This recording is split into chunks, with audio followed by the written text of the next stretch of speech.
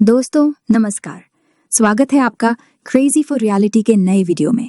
अगर आपको पसंद आए तो वीडियो को लाइक और चैनल को सब्सक्राइब जरूर कर दीजिए। तो बिना टाइम वेस्ट किए शुरू करते हैं धुरंधर मूवी का पूरा डिटेल्ड एक्सप्लेनेशन। फिल्म की शुरुआत होती है कंधार हाईजैक के असली टाइमलाइन से।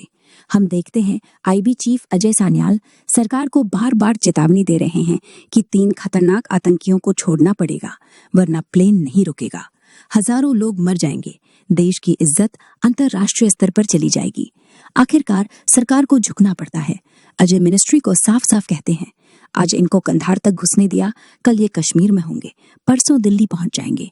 हमें इनके घर में घुसकर मारना होगा। लेकिन डिफेंस सेक्रेटरी और बाकी लोग उनके प्लान में लूप होल निकालकर टाल देते हैं।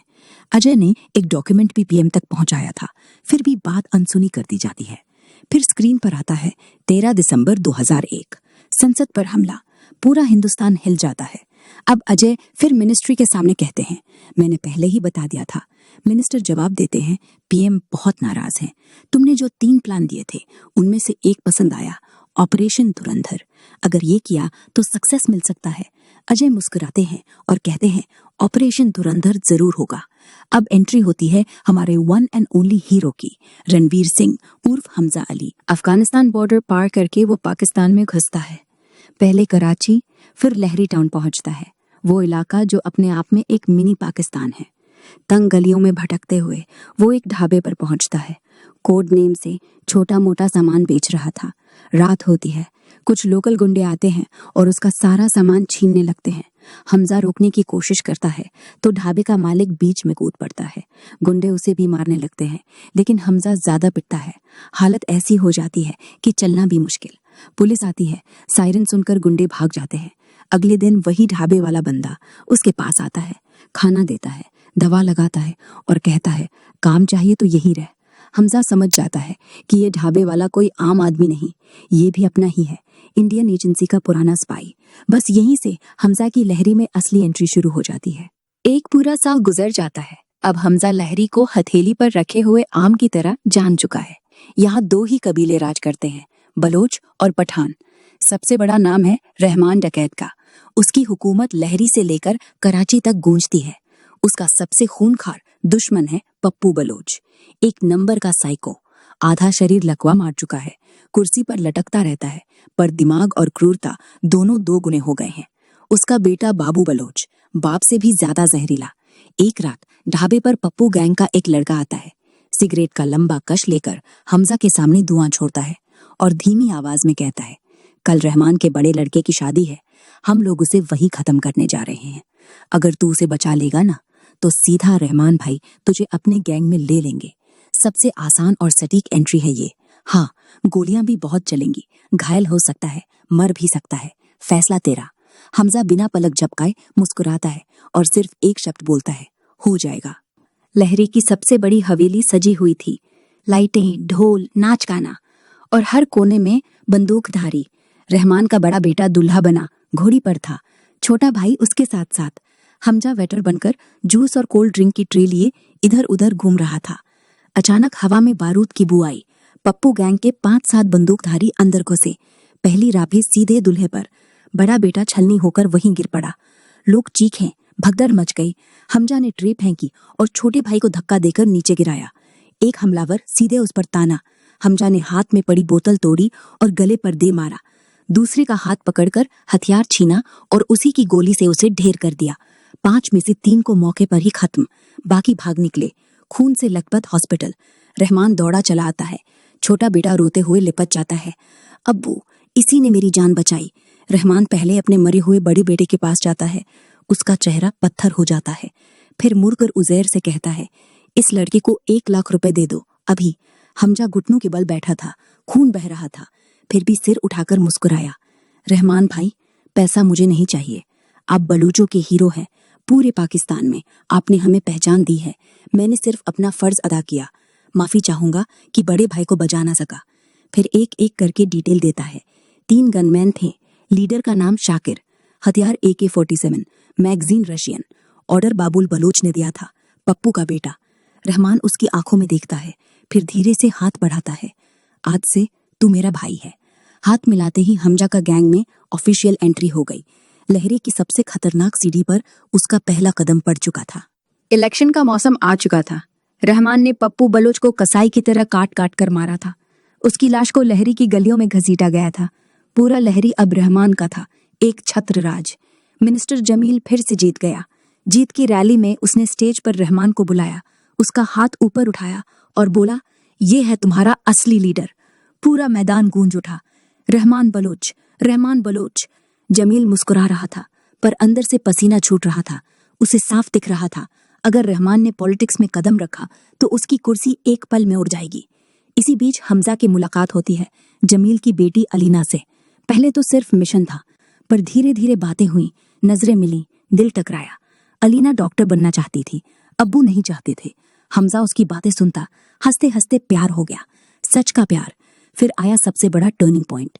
एक रात रहमान को बुलावा आता है, ISI चीफ मेजर इकबाल का। डार्क रूम, सिगरेट का धुआं, चारों तरफ मोस्ट वांटेड आतंकियों की तस्वीरें। इकबाल ऑफर देता है, 3 अक्टूबर इंडिया में दिवाली, बड़ा धमाका चाहिए। नकली हथियार नहीं, एकदम असली, जो कभी फेल न हो। बदले में जितना पैसा चाहिए, पूरी पावर और इलेक्शन में सीधी जीत। हमजा कोने में खड़ा था, सब सुन रहा था। जब उसकी बारी आई तो उसने सीधे आंखों में देखकर कहा, मैं अपने लोगों से गद्दारी क्यों करूं? ये हथियार इंडिया तक नहीं रुकेंगे, यही पाकिस्तान में भी चलेंगे। आप लोग किसी के सगे नहीं। रहमान उठा, कुर्सी पीछे गिरी, गुस्से में दहाड़ा, रहमान डकैत है, मेरा नाम, जो मुझसे गद्दारी करेगा उसकी मौत कसाईनुमा होगी, कहकर दरवाजा ठोकर मारकर निकल गया। अब जमील को लगा खतरा बहुत करीब आ गया। उसने फोन घुमाया और बुलाया SP चौधरी को। 7 साल पहले जमील ने ही चौधरी की नौकरी छिनवाई थी। चौधरी आया, आंखों में आग। जमील ने कहा, लहरी को पूरा क्लीन करो, रहमान को खत्म करो, तुम्हें जो चाहिए मिलेगा। चौधरी ठंडी मुस्कान के साथ बोला, ठीक है, पर लहरी टास्क फोर्स बनेगा, सिर्फ मेरे आदमी, किसी के ऑर्डर नहीं मानूंगा, न तुम्हारे न किसी और के। जमील ने हाँ कह दी। खेल अब खतरनाक मोड़ पर पहुंच चुका था।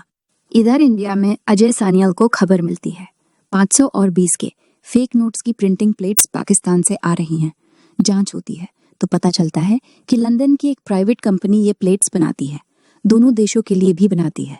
पर अब कोई मिनिस्टर बीच में दुबई रुककर डील कर गया। वो मिनिस्टर कोई और नहीं, जमील ही था। प्लेन खराब होने का बहाना बनाकर दुबई में पूरी डील फाइनल की।